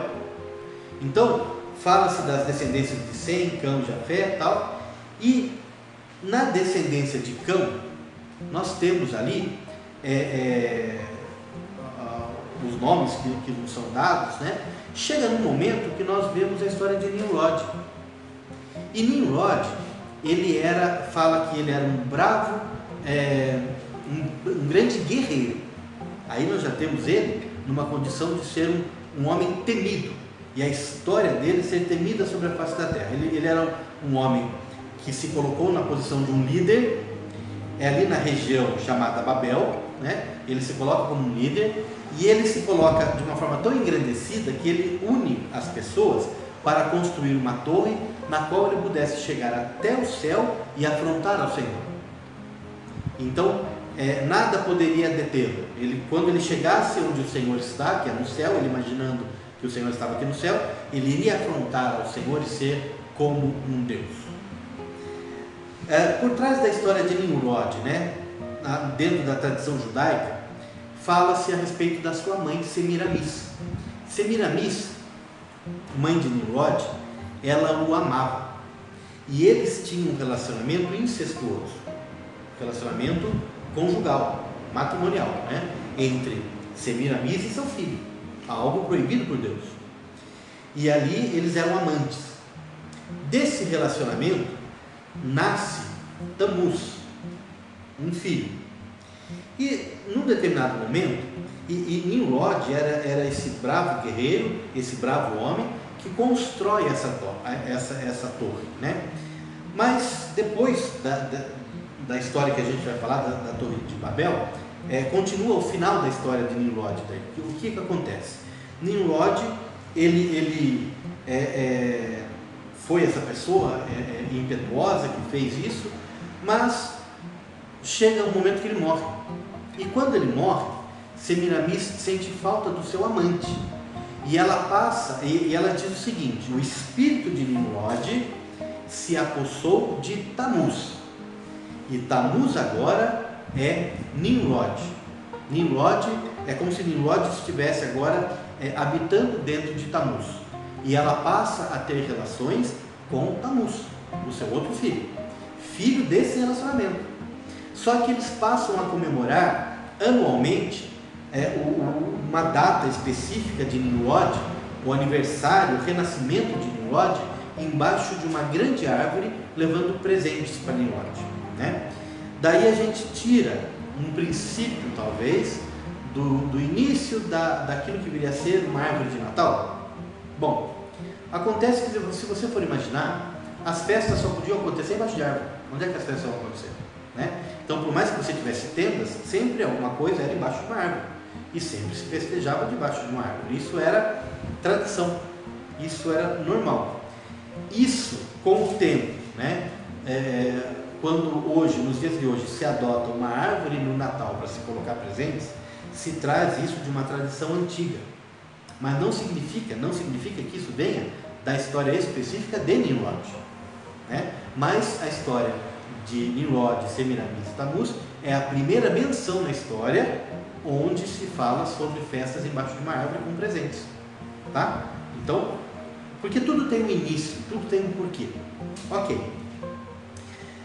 Depois que Nimrod morre, começam a se contar as grandes histórias das grandes batalhas, das grandes caçadas e dos grandes feitos de Nimrod. Fazem canções sobre ele, sobre Tamuz e sobre Semiramis, e eles viram lendas. Essas lendas, elas viram mitos, e esses mitos, eles viram divindades. Porque assim, o diabo, ele precisava materializar aquilo que espiritualmente é o mal.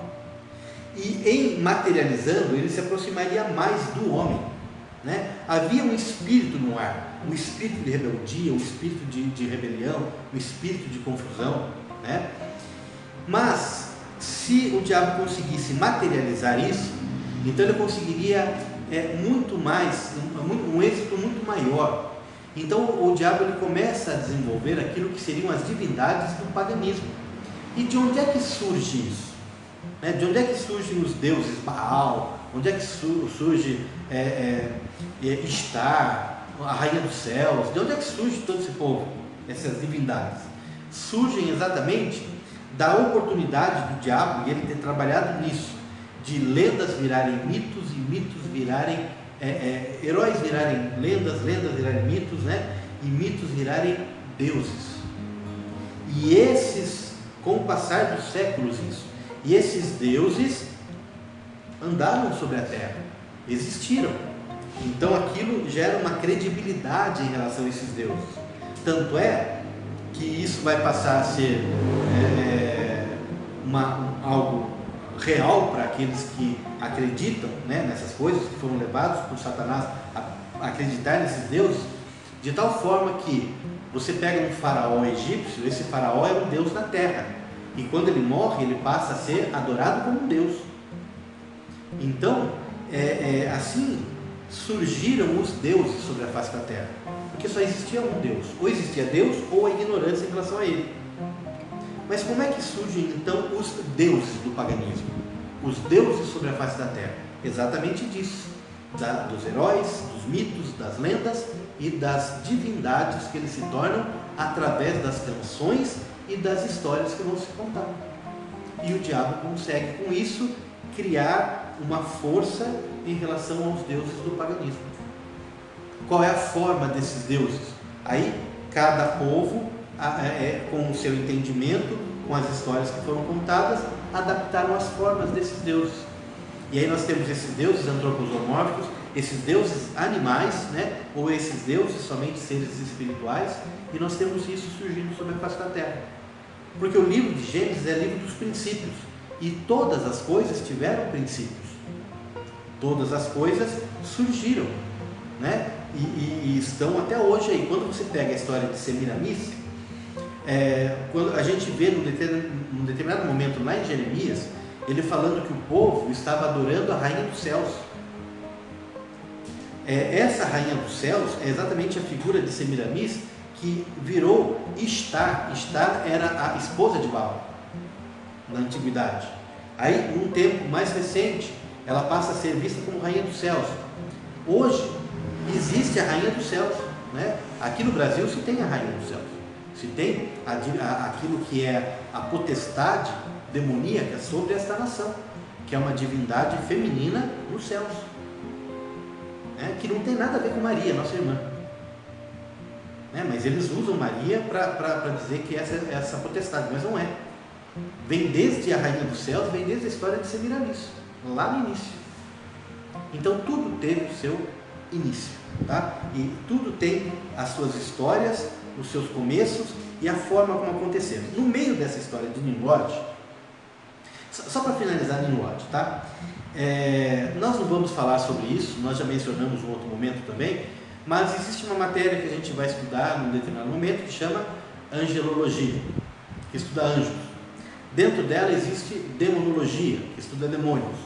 E dentro de uma constituição de demônios, de hierarquia de demônios, tem ali os demônios responsáveis por o que quer que seja nessa organização, e um deles é Nimrod, que agora não chama mais Nimrod, ele chama Ninurta. Ele é o responsável hoje por toda a violência sobre a face da terra, e ele será o general do exército de Satanás na guerra do Armagedon. Mas isso estudando demonologia.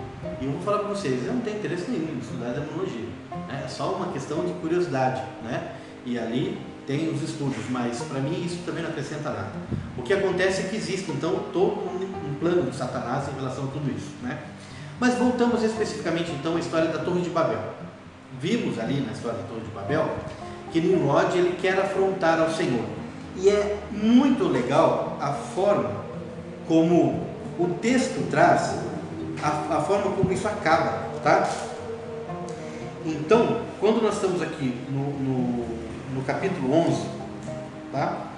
Ele fala assim: e toda a terra era uma só língua e uma voz para todos, e em sua emigração até o Oriente encontraram uma palavra na terra de Sinar e estabeleceram ali, se estabeleceram na terra de Sinar, uma planura, na terra de Sinar. E disse cada qual ao seu próximo: vamos, fabriquemos tijolos e cozamos-os ao fogo. E o tijolo lhes foi por pedra, e a pedra lhes foi e o piche lhes foi por argamassa.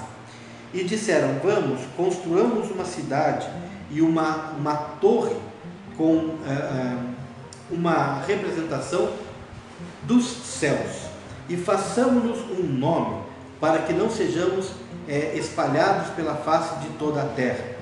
E o Senhor desceu para ver a cidade e a torre que edificavam os filhos do homem. Então aqui uma primeira observação: se juntaram para fazer essa torre, mas o texto fala, e o Senhor desceu para ver a cidade e a torre. Ué, Deus não está em todo lugar? Deus, ele não está no seu alto e sublime trono, e de lá ele conhece todas as coisas? Por que o texto fala que ele desceu? Mas continua, tá? E disse o Senhor: eis que são um povo, e todos eles têm a mesma língua, e este é só o princípio da sua obra, e nada os fará desistir do que tramam fazer. Vamos, pois, desçamos e confundamos ali a sua língua, para que ninguém entenda a linguagem do seu companheiro. E dali Adonai os dispersou por toda a face da terra e desistiram de construir a cidade. Por isso foi chamado o seu nome Babel, porque ali confundiu Adonai a língua de toda a terra. E dali Adonai Elohim, o Senhor Deus, os espalhou pela face de toda a terra. Mas peraí. Deus fala assim, aqui na sequência, né? Vamos, pois, no versículo 7, desçamos e confundamos a sua língua. Primeiro, como assim desçamos? Deus precisa descer? Não. Segundo, Deus precisa de ajuda, porque Ele está chamando mais gente. Desçamos. Ele está precisando de ajuda para fazer isso? Ele está precisando de anjos ou da própria Trindade para vir fazer alguma coisa aqui? É estranho esse texto, né? Parece que Deus não sabia o que estava acontecendo. Deus, está acontecendo alguma coisa lá embaixo, parece que ele desce para ver, daí ele fala, vamos lá, me ajuda, vamos destruir. E não é assim que Deus faz. Não existe isso, né? É uma linguagem estranha essa da destruição da Torre de Babel. Mas qual é o ensinamento que nós temos em relação a isso daqui, né? O que fica para a gente em relação ao motivo pelo qual o Senhor fala isso? Porque a motivação do homem era construir uma representação do céu ou uma torre tão alta que afrontasse ao Senhor. Quando no texto usa por 2 vezes a palavra desçamos, Deus deixa muito claro o seguinte: por mais que o homem ache que é alguma coisa, por mais que o homem ache que ele pode subir para perto de mim para me afrontar, ou sequer que ele possa vir na minha direção para me alcançar, né? Para que o homem tenha relacionamento comigo, isso só é possível se eu descer até o homem, se eu for até ele. Então que o homem não se iluda, o homem não pode chegar até aquilo que Deus é. Então quando ele usa desçamos, né, ou que precisa descer, a primeira coisa que ele está falando é o seguinte: o homem jamais consegue chegar até mim, eu é que me manifesto ao homem, ele não tem capacidade disso. Segundo, por que ele fala desçamos? Porque ele está falando o seguinte: quando eles resolveram fazer, eles se uniram e se fortaleceram para subir contra o Senhor. Aí o Senhor está dizendo o seguinte: viu, você acha que vocês estão juntos e que eu estou sozinho? Minhas são todas as coisas, e eu tenho exércitos celestiais. Eu jamais estarei sozinho, eu não estou sozinho, eu tenho comigo a constituição que eu fiz. Então vocês são nada perto daquilo que eu fiz, daquilo que eu criei. Para o homem arrogante, para o homem que não conhece e busca a vontade do Senhor. Então ele fala que somente se ele quiser é que o homem tem relacionamento com ele. E outra, que o Senhor tem outros seres que ele criou, ele não precisa desse tipo de homem, ele não precisa do homem arrogante. Então é essa a mensagem que o Senhor passa.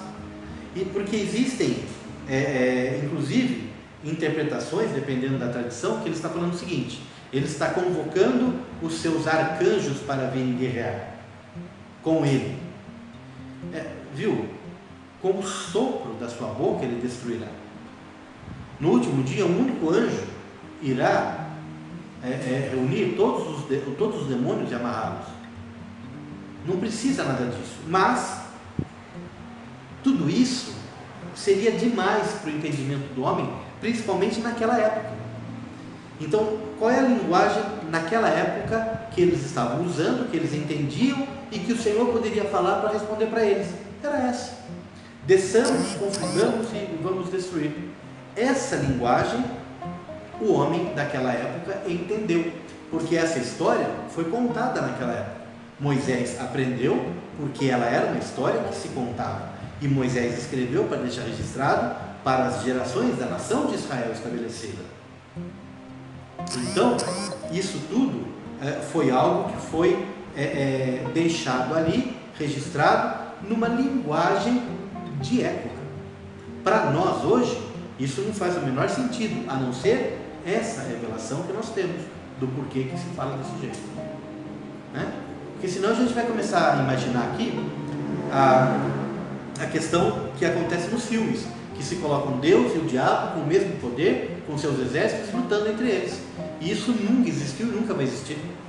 Porque por mais exército que o diabo tenha, mais poder que ele tenha, ele não tem uma fagulha do poder de Deus. Não se equilibra o poder de diabo com o poder de Deus, exceto na legalidade humana, naquilo que o homem permite. Tirando a legalidade do homem, que é ignorante, né, que deixa o diabo e Deus terem o mesmo poder sobre ele, tirando isso, o poder do diabo e o poder de Deus são muito desproporcional, né? Imaginamos que, vamos imaginar assim, o poder do diabo, ele é do tamanho desta tela aqui de celular, né? Dessa tela de computador ou de celular. E comparado a isso, qual é o tamanho de Deus? O tamanho de Deus é como o tamanho da Via Láctea. Não existe, não dá para comparar. Some isso aqui, desaparece.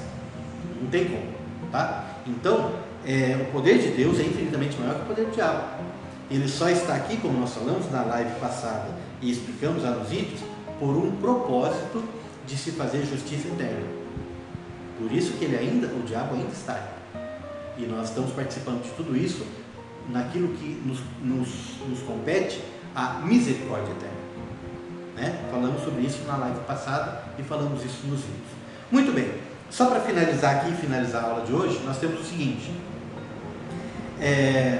então os homens foram dispersos com as suas línguas diferentes, é o que o texto bíblico fala, né?